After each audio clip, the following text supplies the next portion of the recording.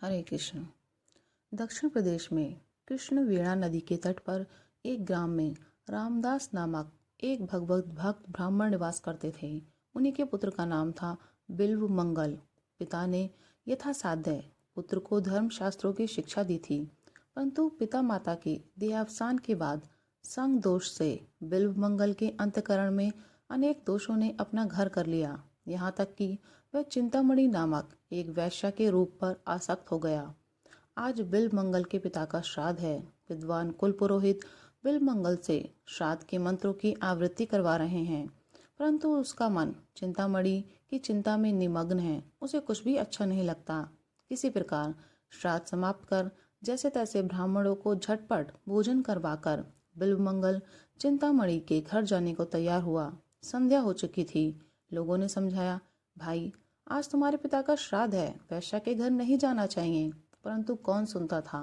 उसका हृदय तो कभी का धर्म कर्म से शून्य हो चुका था। बिल्व मंगल दौड़कर नदी के किनारे पहुंचा।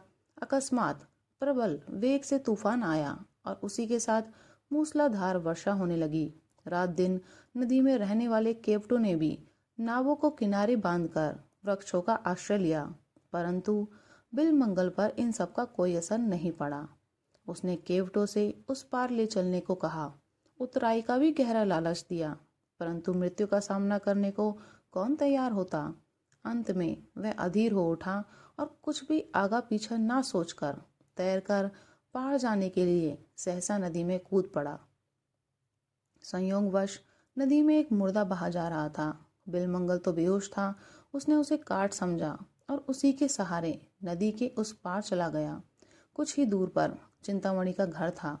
श्राद्ध के कारण आज बिल्व मंगल के आने की बात नहीं थी, अतएव चिंतामणि घर के सब दरवाजों को बंद करके निश्चिंत होकर सो चुकी थी।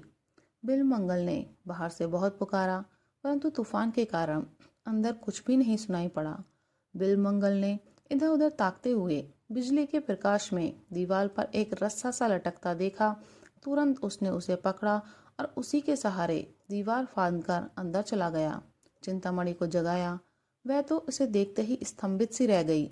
नंगा बदन, सारा शरीर पानी से भीगा हुआ, भयानक दुर्गंध आ रही है। उसने कहा, तुम इस भयावनी रात में नदी पार करके बंद घर में कैसे आए।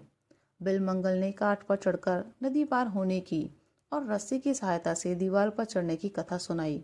वृष्टि थम चुकी थी। चिंता दीपक हाथ में लेकर बाहर आई। देखती है तो दीवार पर भयानक काला नाग लटक रहा है और नदी के तीर सड़ा मुर्दा पड़ा है। बिल्व मंगल ने भी देखा और देखते ही कांप उठा।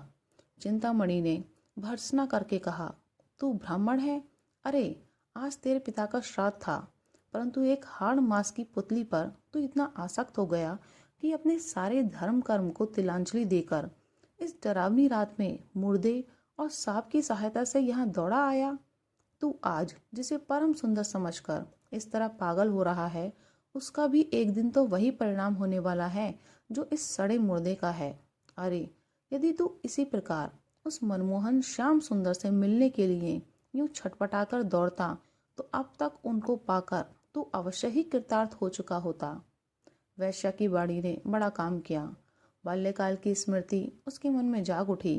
पिताजी की भक्ति और उनकी धर्म प्राणता के दृश्य उसकी आंखों के सामने मूर्तिमान होकर नाचने लगे। बिल्व मंगल ने चिंतामणि के चरण पकड़ लिए और कहा, माता, तूने आज मुझको दिव्य दृष्टि देकर कृतार्थ कर दिया। मन ही मन चिंतामणि को गुरु मानकर प्रणाम किया और उसी क्षण बिल्व मंगल के जीवन नाटक की यवनिका का परिवर्तन हो गया। राधे राधे।